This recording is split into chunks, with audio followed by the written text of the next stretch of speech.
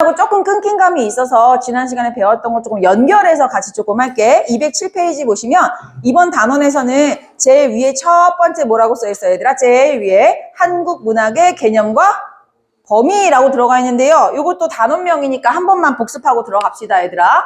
우리 무슨 문학? 한국 문학이야. 근데 한국 문학의 뭐에 대해서 얘기한다고?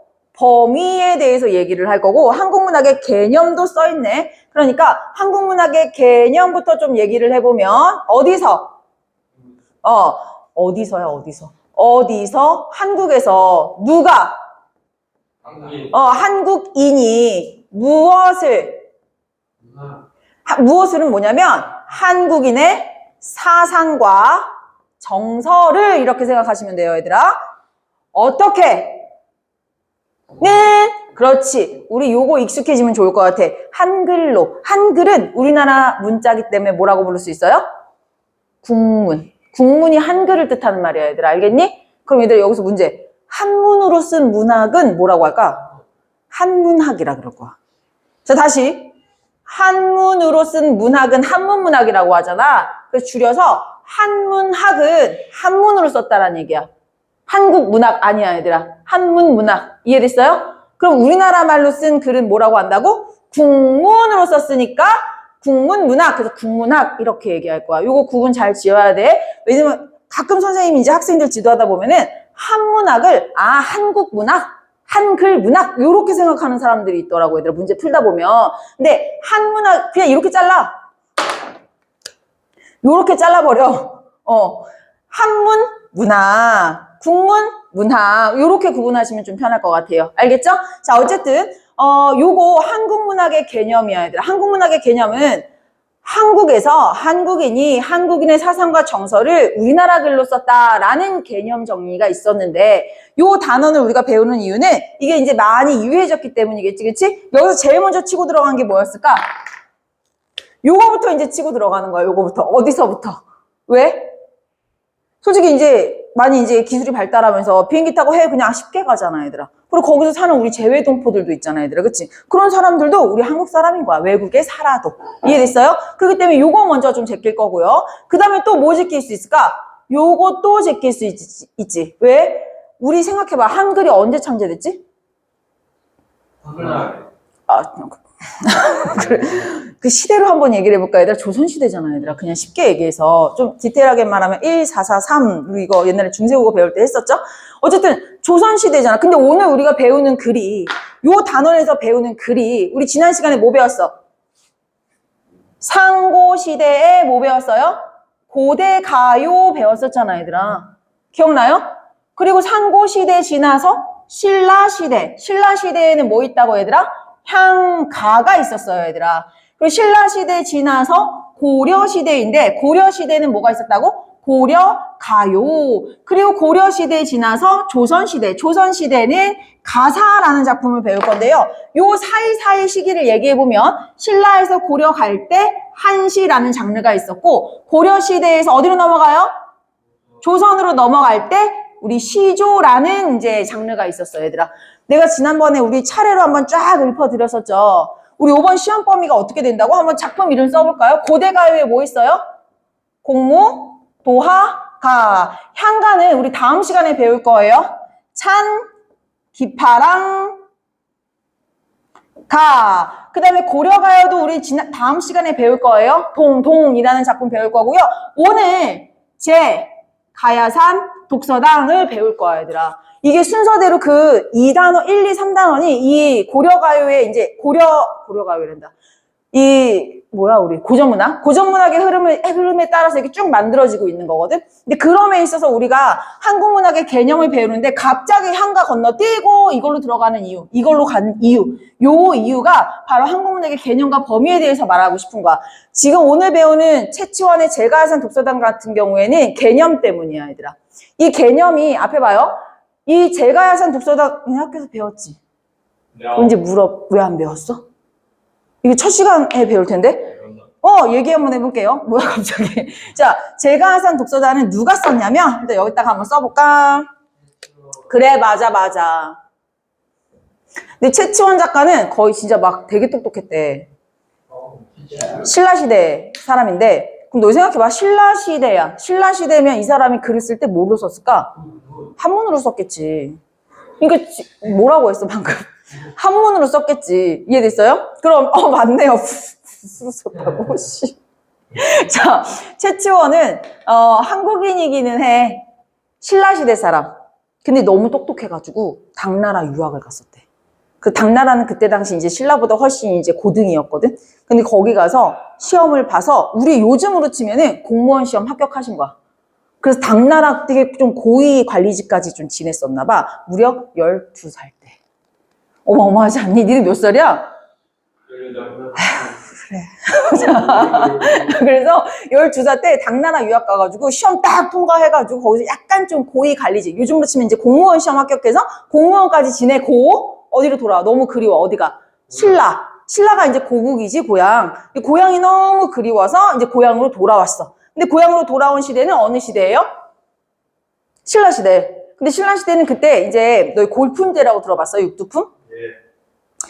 뼈, 사람을 몇 등급으로 나눠? 6등급으로 나누는 거야. 그 중에서 이제 최치원이 약간 좀 하위.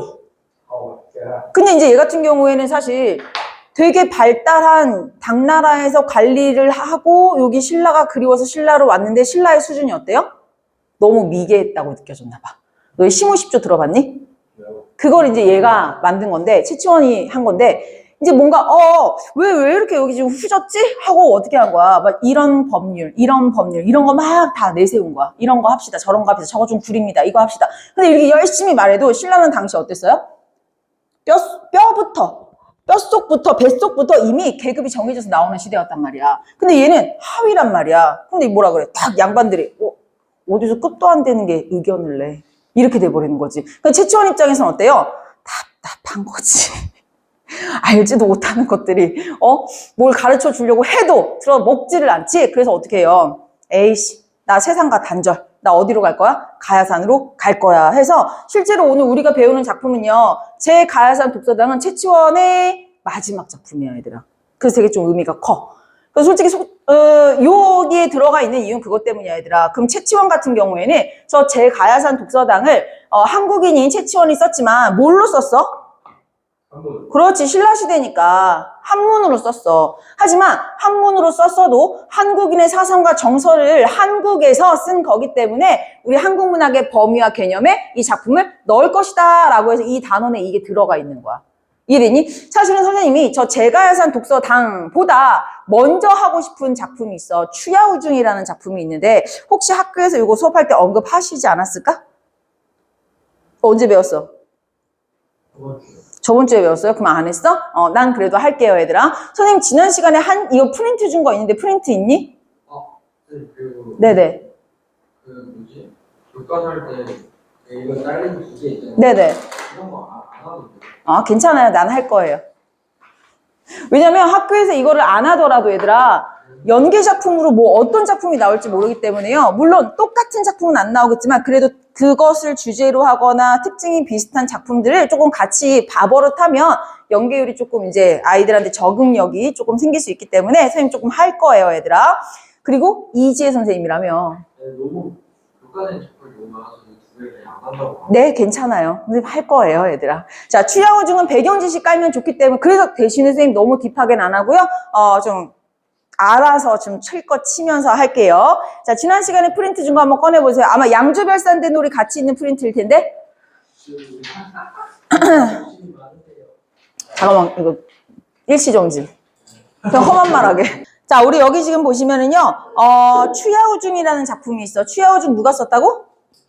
최치원이 썼다고. 원래 이 제가야산 독서당이랑 짝꿍이야, 짝꿍. 근데 이건 모든 국어 선생님들이 다 너무 기본적으로 알고 있는 거기 때문에 그냥 팍팍 나갈 거예요, 얘들아. 자, 지금 보시면 추야오중 한번 시작해 볼게요. 이거 추야오중은 어디서 썼냐면 이거 약간 썰이 조금 나뉘어. 선생님 여기다 써볼게. 앞에 보세요. 추, 야, 우, 중. 잘 봐. 얘들아 이거 한자 우리 한번 다 생각해봐. 니네가 다 알고 있는 한자. 추가 언제일까? 그렇지. 가을에. 야는 뭐예요? 밤에. 우는 뭐예요? 비야. 그렇지. 그러니까 잘 봐. 가을 밤에 비까지 내리는 도중이야, 얘들아. 그럼 요럴 때 했어? 거봐. 가을밤비. 그냥 내가 하는 대로 해. 알겠지? 자, 앞에 보세요. 가을밤에 비 내리는 와중에 쓴 작품이 추야우중인데 채치원의 대표작이야. 이것에 대한 시기는 두 가지로 나뉠 거야. 얘가 원래 어디에 유학 갔었다고? 당나라. 당나라 유학 갔을 때 썼다라는 썰이 있고요. 두 번째는 당나라 유학하는데 어디가 너무 그리워? 신라가 너무 그리워. 고국이 너무 그리워. 그래서 어디에 돌아온 후에? 신라로 돌아온 후에 썼다라고 하는 해석이 또 한 가지 존재해, 얘들아. 근데 선생님 우선은 1번 루트로 해석을 먼저 할 거야, 얘들아. 알겠니? 그럼 너희 당나라에서 혼자 유학하고 공부하고 이렇게 했다고 생각하면 멀리 조금 좀 떨어지는 나라에서 유학 온 애가 어땠을까? 좀 차별도 당하고 그러지 않았을까? 그치? 그런 상황 떠올리면 좀 좋을 것 같아. 얘가 지금 어떻게 하고 있는 거야? 이렇게 집에서 뭐 하고 있는 거야? 공부하고 있는 거야. 책상에 딱 뭐 켜놓고 앉아갖고 촛불 딱 등불 켜놓고 앉아서 여기서 뭐 하고 있는 거예요? 공부하고 있는 거야. 여기 이렇게 앉아서. 요런 상황이라고 생각하면 돼. 근데 밖에는 지금 어두워. 달 이렇게 떠 있어. 근데 뭐까지 막 추적추적 내리고 있어요? 비까지 추적추적. 빗소리 듣는 밤에 혼자 공부하다가 어떤 생각 들어요? 약간 서글픈 생각도 들고. 여기 내 마음 알아주는 친구도 한 명 없고. 그래서 나는 여기 앉아있지만 내 마음은 어디? 저기 만리라는 거는 진짜 만리가 떨어졌다라는 어떤 물리적 거리감이라기보다는 고전시가에서 천리, 만리, 천만리 나오면 심리적 거리감이라고 생각하면 돼. 마음은 어디에 있다? 당나라 유학이니까요. 어디? 내 마음은 여기 신라로 돌아간다라고 얘기하는 작품이 바로 추야우중이야, 얘들아. 그거 생각하면서 한번 읽어보도록 할게요, 얘들아. 자, 가을 바람에, 얘들아, 가을에다가 네모박스 치세요. 계절적 배경인데요. 이 계절적 배경이 어때요? 좀 더 그 센치한 마음이 더 커지는 그런 계절적 배경, 분위기를 잡고 있어요. 가을 바람에 괴로이에다가 물결, 얘들아, 심리가 직접 정서가 드러났죠. 지금 괴로운 마음이야. 가을이야. 밤이야. 비까지 와, 얘들아. 그지? 제목으로 센치함이 다 끝난 거야. 세상에 나를 알아주는 사람이 한 명도 없네. 얘들아, 어디라서? 동그라미 1, 당나라라고 쓰세요.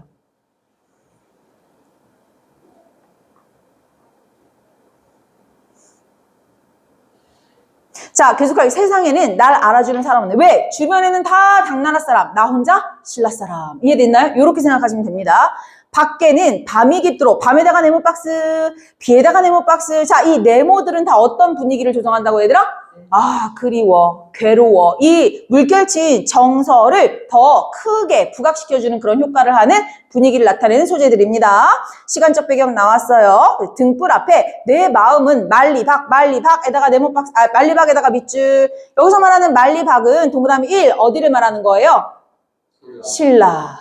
이게 1번 루트로 해석하면 이게 끝이야. 이해됐어요? 자, 그러면 두 번째 버전으로 갈게요. 두 번째 버전. 두 번째 버전은 지금 어디에 돌아와서? 신라에 돌아온 거야, 얘들아. 신라에 돌아와서도 딱 이 장면 떠올리시면 돼요. 아까 전에 내가 얘기해주지. 제가 산 독서당의 마지막 작품인데 그 작품이 왜 나왔다고? 당나라 멋지게 유학하고 많은 문물을 배워왔어. 배워서 여기 싹 돌아와서 요런 거 좀 구려. 내가 당나라에서 배운 멋진 기술 보여줄게. 요런 거 하자 했는데 니네한테 먹혔어, 안 먹혔어? 안 먹혔어, 얘들아. 그럼 어때요? 짜증나지, 더럽지. 지들 구린 줄도 모르고 무슨 뭐 뼛속까지 뭐 신분지 탓하고 있어, 얘들아. 그치? 그 상황이라고 생각하시면 돼요. 장면은 똑같아요. 다만 장소만 신라한 거야. 자, 볼게요. 가을밤에 괴롭게 읊조려. 세상에 날 안아주는 사람 없네. 얘들아, 동그라미 2번 치고 뭐라고 해야 돼요, 얘들아? 정치 상황이라고 해야 돼, 얘들아. 정치 상황. 신라 정치 상황이라고 쓰면 되겠지. 내가 아무리 이런 거 좋다고 외쳐도 먹혀, 안 먹혀? 안 먹히는 거야, 얘들아. 이해됐니? 내 마음을 알아주는 사람이 없어. 밤에는 비만 내리는데 등불 앞에 내 마음은 고민하고 있는 거지. 여기서 만리박은 어디를 얘기하는 거냐? 왜 만리박에다가 필기 안 했다, 너? 아까 1번. 아까 1번 루트는 뭐였어요, 얘들아? 신라. 고국을 그리워하는 거였지, 그치? 신라를 그리워하는 것. 내 마음은 이미 신라에 가 있다. 이게 1번 루트였잖아요. 2번 루트는 그럼 뭐겠니? 내 마음은 이미 어디에 가 있어? 자연. 내 말 그렇게 니네 안 먹어? 오케이, 알았어. 나 너희한테 이제 더 이상 얘기 안 해. 나 어디로 가겠다? 자연에 은거하겠다라고 얘기해. 동그라미 쓰시고요. 자연 은거라고 쓰시면 돼요. 여기서 이 자연에 은거하는 거에 대해서 좀 얘기를 해볼게, 얘들아. 잘 봐. 지금 이런 게 있어. 속세가 있고요.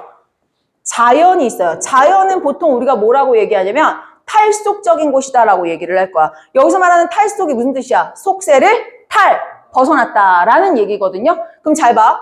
우리 옛 조선시대라고 안 할게요, 얘들아. 옛날에 선조들이 생각하는 플러스인 사람은 어떤 사람이냐면 속세가 마이너스야. 그럼 자연은 플러스야. 그럼 나는 잘 봐. 우리 요즘 같아서는요. 야, 세상이 더러워. 그럼 어떤 사람이 존경받을까? 내 한 몸 더러워져도 여기 뛰어들어서 내 몸이 더러워질지언정 이 속세를, 이 마이너스를 플러스로 바꾸고자 막 일하는 사람. 그런 사람은 우리는 플러스로 봐. 어떤 사람을 마이너스로 보지? 세상이 더러워. 나는 깨끗해. 그럼 내 몸이 더럽혀지기 전에 나는 단절하고 여기 깨끗한 자연에 가서 깨끗한 내 몸 지켜야지. 이렇게 하는 게 우리 요즘 시선으로는 되게 치사한 거잖아. 그치? 근데 옛날엔 그게 아니었어. 세상이 더러워? 내가 플러스야? 그 내 플러스가 세상 속에 더럽혀지기 전에 이 깨끗하고 고결함을 지켜내야겠어. 어디로 도망가? 여기로 도망가. 우리가 그래서 그걸 은거한다 그래. 숨는다라는 얘기거든, 얘들아. 내 깨끗함을 지켜내겠어 하는 게 플러스야, 얘들아. 그러니까 지금 요 상황이랑 지금 똑같은 거지.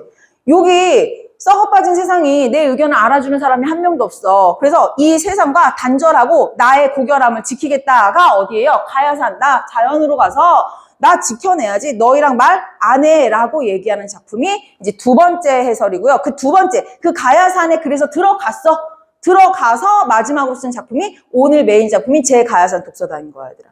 이해됐어요? 자, 그럼 선생님이랑 다시 두 번째 루트는 뭐예요? 자연에 은거한다라는 뜻입니다. 여기까지 내용 이해됐니? 그래서 사실 제가 가야산 독서단을 배우기 전에 이렇게 최초의 어떤 백그라운드라든지 그리고 그 시초가 되는 어떤 대표적인 작품을 하나 또 그래도 자세히는 아니지만 선생님 정말 그냥 맥락만 해석을 해드린 정도예요. 이해됐죠?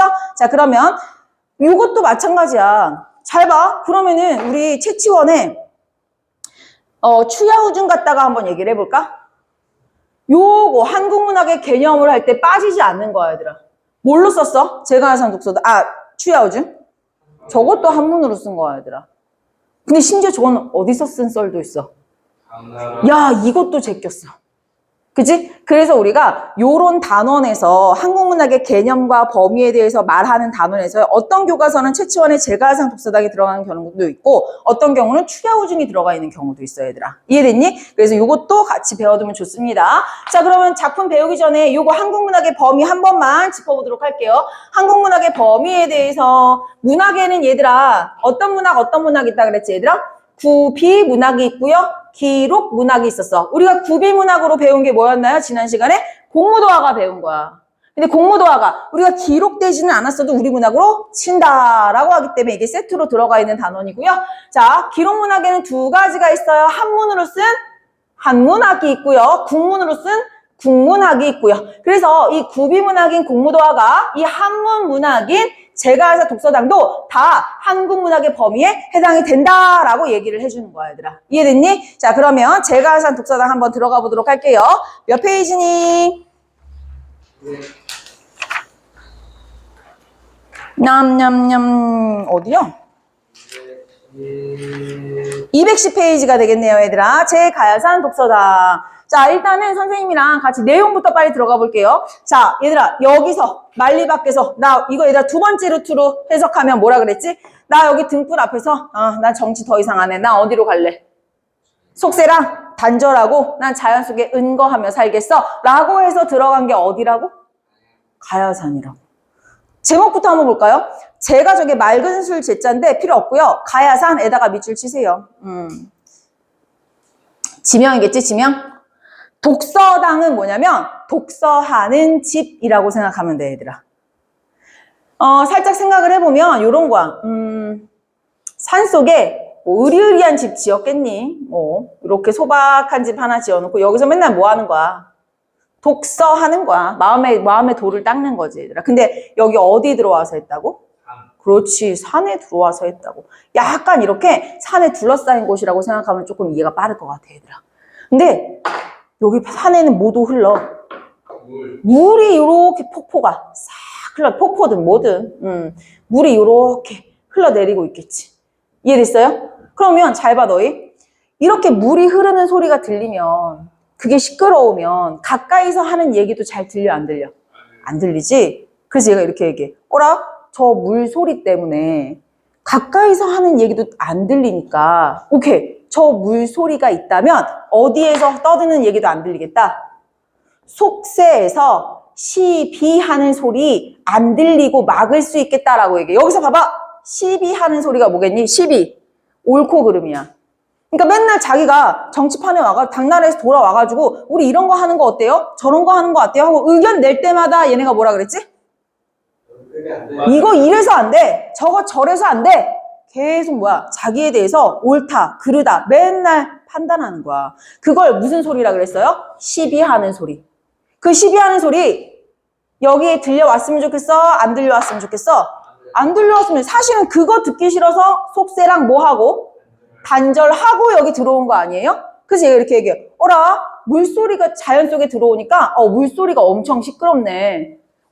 물소리가 시끄러우니까 가까이서 하는 얘기도 잘 안 들리네. 좋았어. 내가 속세에 시비하는 소리가 여기에 들릴까 두려우니까 여기에 산속에 흐르는 물로 온통 둘러쳐버려야지 라고 얘기하는 거야. 왜? 여기 소리 못 들어오게, 얘들아. 근데 여기서 표현 좀 이상하지 않아? 저 물은 얘가 속세 소리 들어오지 마라 하고 이렇게 친 거야? 아니면 원래부터 거기 흐르고 있었던 거야? 원래부터 흐르고 있었던 거지. 근데 표현을 뒤집어서 했지.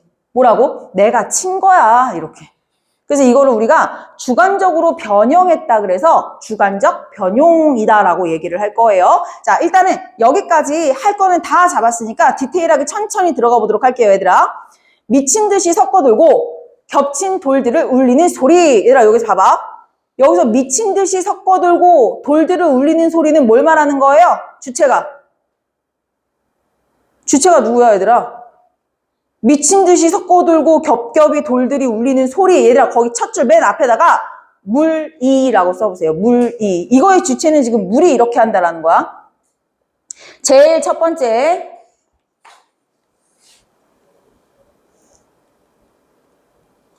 자, 그러면 앞에다가 물이라고 쓰면 이해가 빨라. 자, 해볼게요. 물이 미친 듯이 섞어돌고 겹친 돌들을 울리는 소리 때문에 가까이서의 이야기도 들리지가 않구나. 이해됐어요, 얘들아? 그러니까 지금 여기 물들이 주체가 되어서 겹겹 산들을 울리면서 다닌다라고 설명하고 있는 부분. 자, 옳고 그름의, 자, 얘들아, 옳고 그름의 시비소리. 얘들아, 여기서 시비소리, 거기 써있지? 속세의 소리라고 써있는 거 보이세요, 얘들아? 네, 속세의 소리가 내 귀까지 들릴까봐 두려워서 일부러 흐르는 물로 하여금 온 산을 감싸게 하였구나. 여기까지 내용 이해됐어요? 그럼 잘 봐. 들릴까봐 일부러 앞에다가 내가라고 써봐. 일부러 앞에다가 내가라고 쓸게요. 그럼 자, 주체가 어떻게 달라지는지 알겠지? 첫 번째, 두 번째 줄의 주체는 누구였어요? 물이 온 산을 울리면서 돌아다니고 있네. 그래서 내가 그 물로 온 산을 둘러쳐버렸다. 이렇게 표현하시면 되는 거예요. 주체가 좀 달라요. 이해됐습니까? 이렇게 주체를 바로 잡아주시면 좀 더 이해가 빠르죠. 여기까지 내용 이해됐니? 자, 그리고 또 하나. 여기 지금 보면은 외적 상황과 내적 정서라는 말 보입니까? 예. 네. 요 외적 상황 두 글자로 뭐라고 쓸 거야? 잘 봐. 앞에서는 경치를 얘기하고 뒤에서는 내 정서를 노래한다라고 해서 선경구정이라는 말 거기다가 덧붙여 주시면 돼요. 어디야, 주영? 그렇지. 너 이번에 몰랐으면 나한테 혼났다. 주영이가 아무데나 필기를 막 해. 뭐 여기다가 못 써. 막 저기다 쓰고 막 이래. 자, 이쁘게 필기해야지. 너 뒤 돌아봐. 지호 어떻게 썼는지. 너 지호 어떻게 썼는지 보자.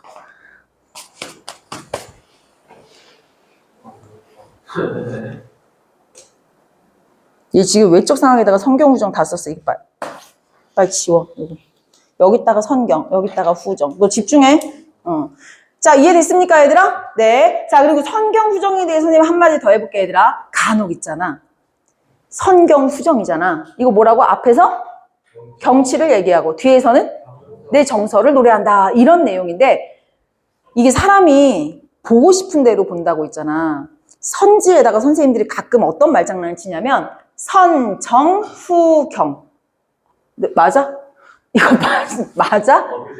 진짜 한 대만 쳐, 진짜. 와. 쳐! 진심인데? 근데 치면 더 나오는 거 아니야? 자, 앞에 보세요. 다시. 이 작품에 대한 설명으로 알맞지 않은 것은 이게 문제야. 뭐 최치원이 당나라에 쓴 이제 한문학이다 하면 한문학 맞아 아니야? 맞아요. 한문으로 쓴 문학이니까. 두 번째, 선정후경의 구성을 취하고 있다라고 하면 틀린 거지. 말을요. 선경후정이 아니라 선정후경. 실제로 선정후경의 구조를 가지는 작품들이 덜어 있어, 얘들아. 이해됐니? 근데 이거를 선정후경이라고 선지를 써놨는데 시험 때 애들이 어떻게 읽어 이거를? 자기 멋대로 선경후정이라고 읽어. 그래서 이걸 나중에 틀려와. 이렇게 돼서 나중에 시험 끝나고 선생님 이게 왜 틀려요? 그때도 몰라 애들이. 그럼 돼 안 돼? 안 돼, 얘들아. 사실 시험에서는 얘들아 내용을 몰라서 틀리는 게 아니야. 니네가 선지를 읽을 때 거지같이 읽어서. 그지? 그래서 틀리는 경우들이 더 많아요. 그런 말장난 좀 조심해 주시고요. 실제로 송천에서도 나왔었어요, 이거. 그때는 김소월의 작품이었는데 김소월이 선정후경의 작품이거든. 근데 거기다가 선경후정이라고 써놨어. 그런 선지가 실제로 송천에서 나왔었어요, 얘들아. 2학년 때. 알겠죠? 그래서 이거 조심해 주시면 됩니다. 내 기억상으로 그 시험 냈던 사람 이재 선생님 계셨어. 잠깐, 너 오늘 이재 선생님이 너무 내리에 크게 박혔다. 자, 왜냐면 난 자메이카 갔다고 생각하니까 돌아왔을 거라고 생각을 못했지. 그리고 돌아와서도 굳이 송천으로? 자메이카. 오셨어. 자, 어쨌든 내용은 이해됐니, 얘들아? 네. 근데 여기서 이제 선생님이 하고 싶은 말, 중요한 거는요. 흐르는 물에 지금 거기 뭐라고 써있어, 필기가? 단절시키는 소재라고 써있지. 거기다 단절에다가 동그라미 한번 쳐봐요. 우리 고전문학을 읽으면 선생님 봐봐. 요런 클리셰를 가지고 있는 우리 고전문학이 너무 많아. 어떤 클리셰야? 속세가 더러워. 깨끗한 내 몸을 지키겠어. 하고 어디로 가? 자연으로 가. 자연에 가서 저 속세 가려버릴 거야. 라고 하는 그 고전 작품이 너무 많아서 내가 못 갖고 와, 얘들아. 다만 시를 읽다가 모르는 작품이 나왔어. 근데 저 물에다가 밑줄 치고 저거랑 똑같은 기능을 하는 걸 찾으래. 그러면 내용을 잘 봐. 속세를 가리고 있는 걸 찾으면 돼, 얘들아. 이해됐니? 가끔 어떤 작품은요. 자, 요런 작품들도 있어요, 얘들아. 어떤 작품이 있냐면 산속에 눈이 오니 돌길이 묻혔구나 라고 얘기해. 잘 봐. 여기가 자연이라면 여기가 속세잖아. 여기가 속세잖아. 그치? 근데 방금 뭐라 그랬지? 산속에 뭐가 왔대? 눈이 왔대. 그래서 이 돌길은 어때요? 여기 속세로 향할 수 있는 통로 아니야? 근데 뭐라 그랬지 방금? 산속에 눈이 오니 돌길이 묻혔구나. 날 찾으리 누가 있느냐. 밤중에 한 조각 달만이 내 친구인가 하노라 라는 작품이 있거든요. 그럼 거기서도 얘들아 이 눈이 무슨 역할을 하고 있어? 속세와의 통로를 막는 역할을 하고 있지 않아요? 그러니까 우리 오늘 배우는 이 시에서는 뭐랑 같은 기능을 하고 있는 거야? 사실 제가 항상 독서당에서 두 번째로 문제에 잘 나오는데 니네가 제일 못 맞추는 문제가 이렇게 다른 고전 작품들 갖다 놓은 다음에 같은 소재에 기능하는 걸 찾아봐 라고 하는 게 우리가 제일 두려운. 근데 너무 많아 그런 거 고전 문학에는 클리셰라서. 그러니까 차라리 어떤 태도로 내가 접해야겠다라는 그거를 익히는 게 낫다고 얘들아. 어떤 문학 작품을 다 보는 것보다는. 그 작품이 나오려는 보장이 없잖아 얘들아. 물론 직전 대비 때 선생님이 살짝 보여주기는 할 건데 왜냐면 지금 보여줘봤자 기억을 못하니까요. 그래서 요 물과 관련된 물에다가 밑줄 딱 쳐놓고 야 이거랑 비슷한 거 찾아봐 하면은 뭘 집중하라고? 속세를 막고 있는 거. 또는 그런 것도 있어요, 얘들아. 구름으로 막고 있는 경우도 있어, 구름. 그러니까 자연물을 동원해서 속세를 자꾸 가려버려. 시들을 보면. 이해되니? 그런 것도 하나 기억을 해주시면 좋겠습니다. 그리고 또 하나. 아까 흐르는 물로 어떻게 했다고 앞에 봐요? 흐르는 물로 온 산을 둘러쳐버렸다. 내가 라고 표현했지만 이거 맞는 표현이야? 원래는 어떻다 그랬지? 원래는 물이 있었던 거고 내가 한 게 아니지. 근데 마치 내가 한 것처럼 주객이 전도된 표현을 쓰고 있지 않아요, 얘들아? 자, 거기다가 주객 전도라고 한번 쓰시고요. 주객 전도. 네, 주객 전도 무슨 뜻이야?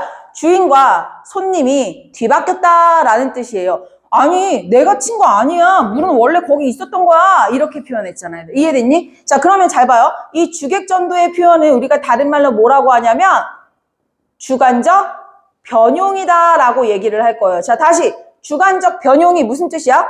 객관적으로 설명한 거 아니고 주관적으로 변형해서 사용했다라고 생각하시면 돼요. 이 주관적 변용도 잘 나오고요. EGSM 돌아왔으면 니네 주관식 빡세게 나올 수도 있겠다.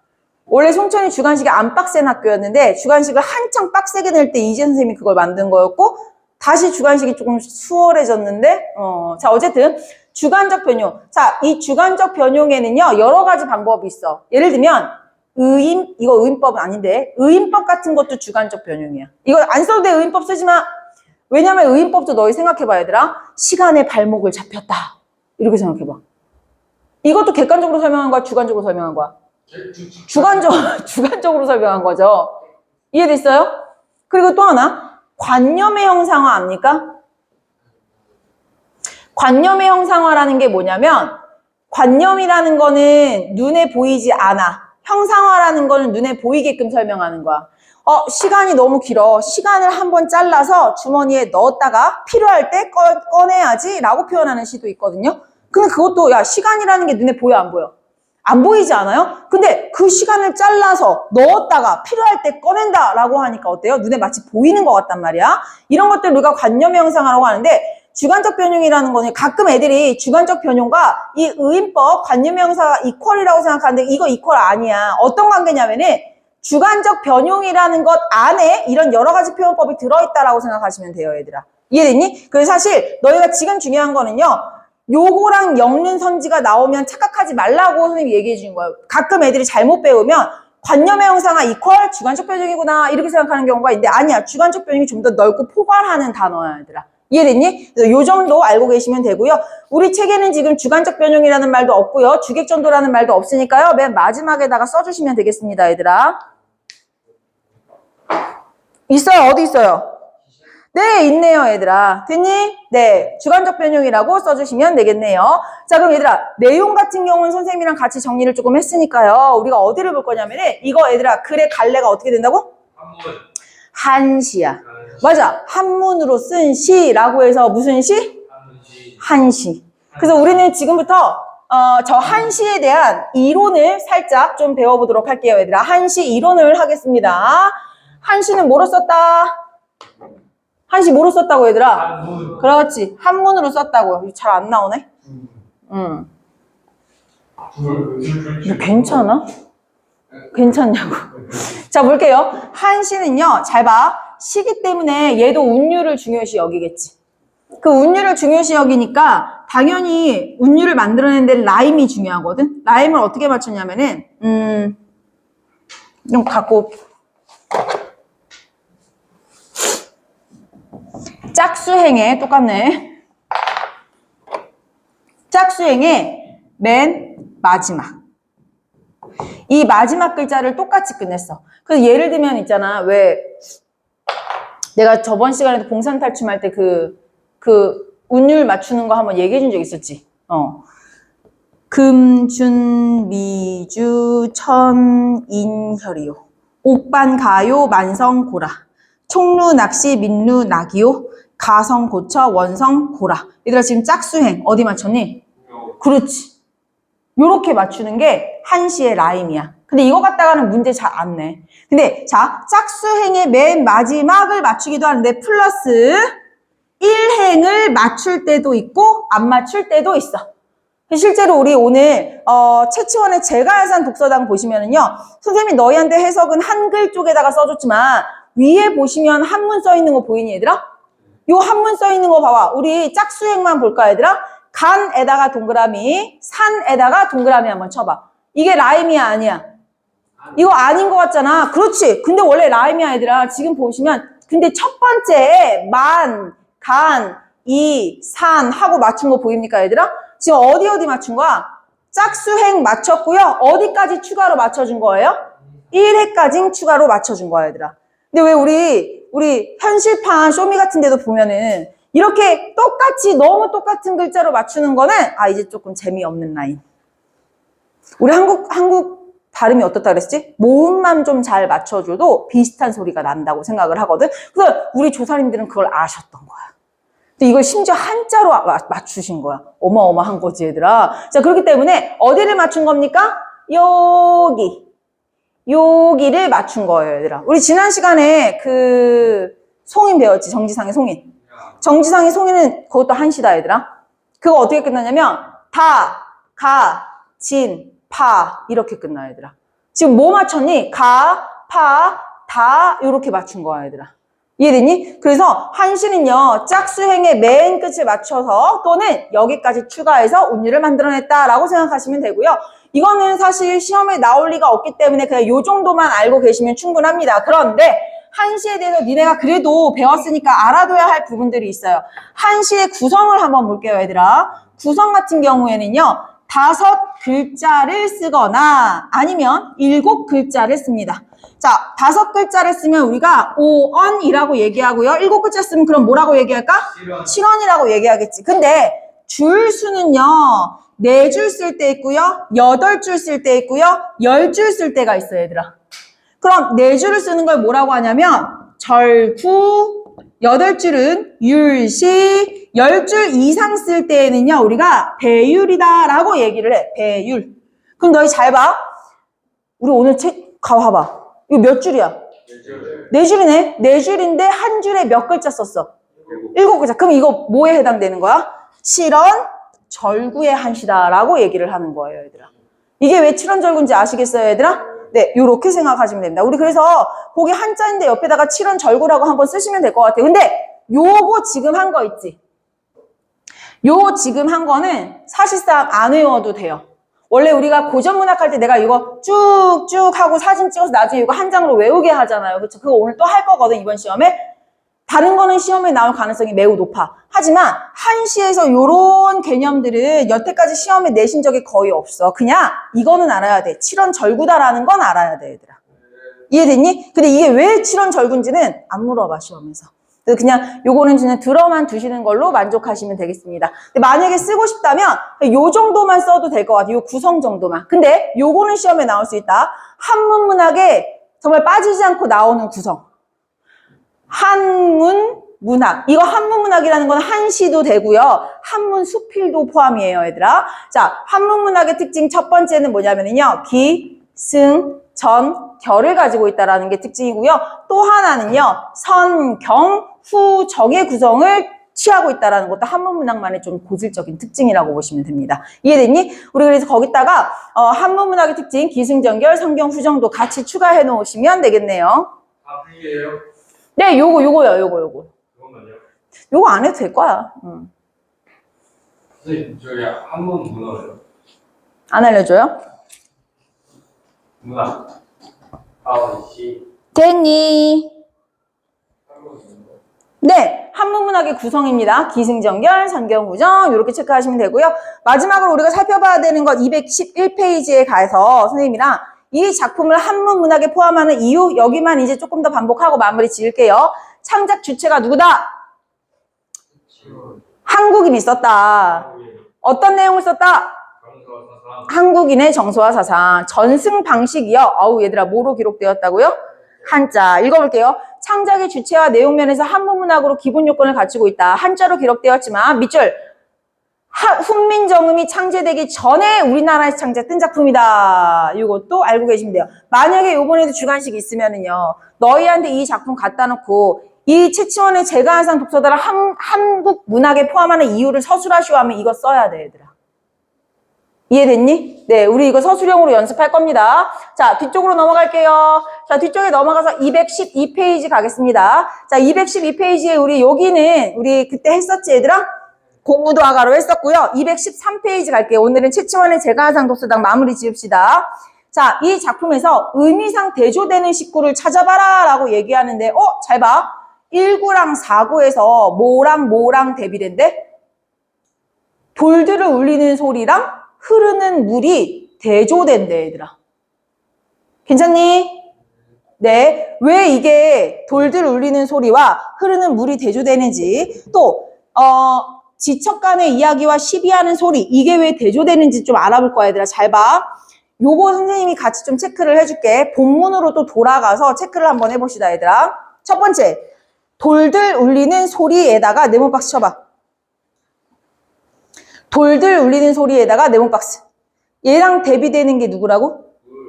아니. 얘들아, 돌들 울리는 소리가 지금 어떤 소리를 안 들리게 하고 있어? 그렇지. 지척간의 이야기에다가 네모 박스 쳐. 둘이 양쪽 화살표 표시해 놓으면 되겠지.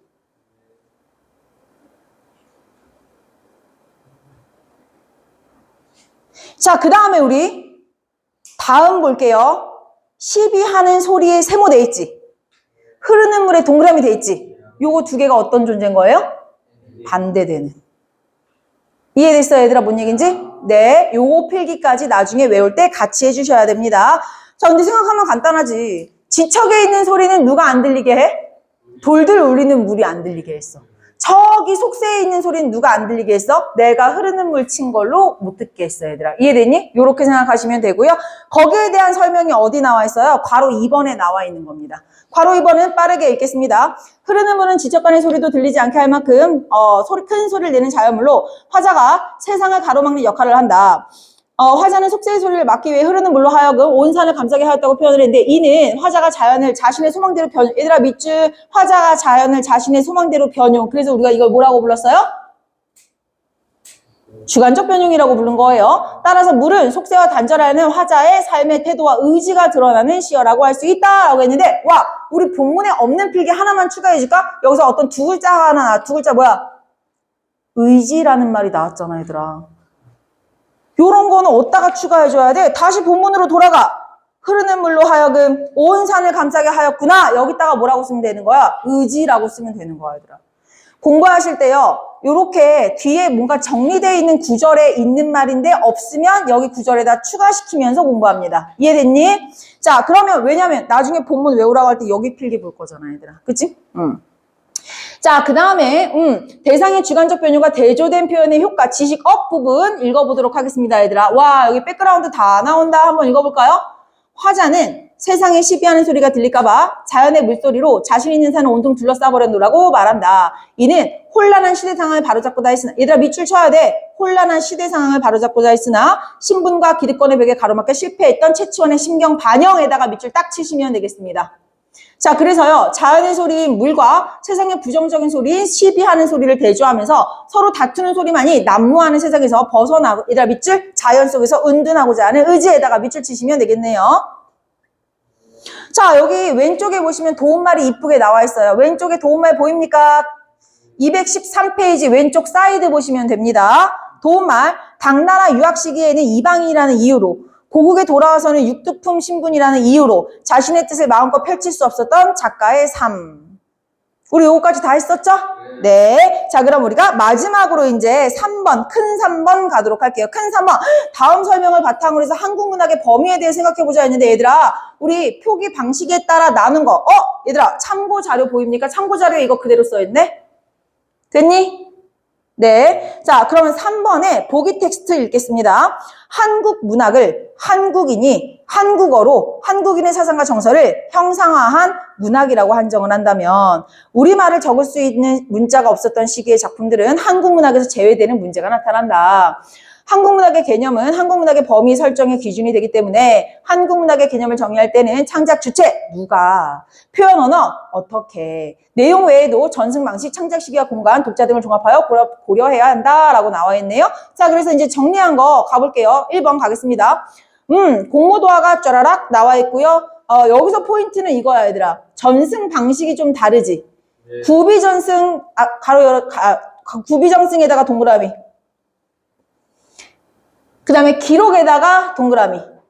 얘네 둘은 전승 방식이 다르죠? 표기수단은 어때요? 나중에 같아졌지. 한자니까. 이해됐니, 얘들아? 하지만 둘 다 한자로 쓰여졌지만요. 이거는 한글 창제 언제야? 이전의 작품들이야, 얘들아. 그래서 우리 어디에 속할 수 있다? 한국 문학에 속할 수 있다라고 얘기를 다시 한번 때려주는 겁니다. 자, 뒤쪽으로 넘어갈게요. 214페이지 가겠습니다. 자, 214페이지에 얘들아 이거 잘 쫓아와요. 다 아는 내용이라서 빨리 읽도록 할게요. 가와 나는 모두 창작 주체가 한국인이고 작품 내용이 한국인의 사상과 정서를 담고 있다는 점에서 한국 문학으로서의 기본 요건을 갖추고 있다. 표현 언어를 보았을 때요. 가는 구비전승에다가 동그라미. 자, 나는 얘들아 기록에다가 동그라미. 근데 기록 당시에는 우리말을 표기할 문자가 없었기 때문에 둘 다 밑줄 한자를 쓸 수밖에 없었으므로. 따라서 주체와 내용 그리고 역사적 맥락을 종합해서 할 때 두 작품은 구비든 기록이든 한자든 아니든 다 우리 한국 문학의 범위에 추가할 것이다 라고 얘기를 하는 겁니다. 이해됐어요? 자, 괄호 3번은 하지 않겠습니다. 자, 그러면 뒤쪽으로 넘어가서 자, 여기에서 하는 말들 다 아마 이해될 거고요. 뒤쪽으로 넘어가면 216페이지 정리된 부분이고요. 217페이지 갈게요. 217페이지 지난 시간에 정지상의 송인했어 안 했어? 네, 했습니다. 최고 운전은 패스하도록 할게요. 이해됐니? 네, 여기까지 마무리 지을게요. 꺼주시면 됩니다. 자, 요거 하고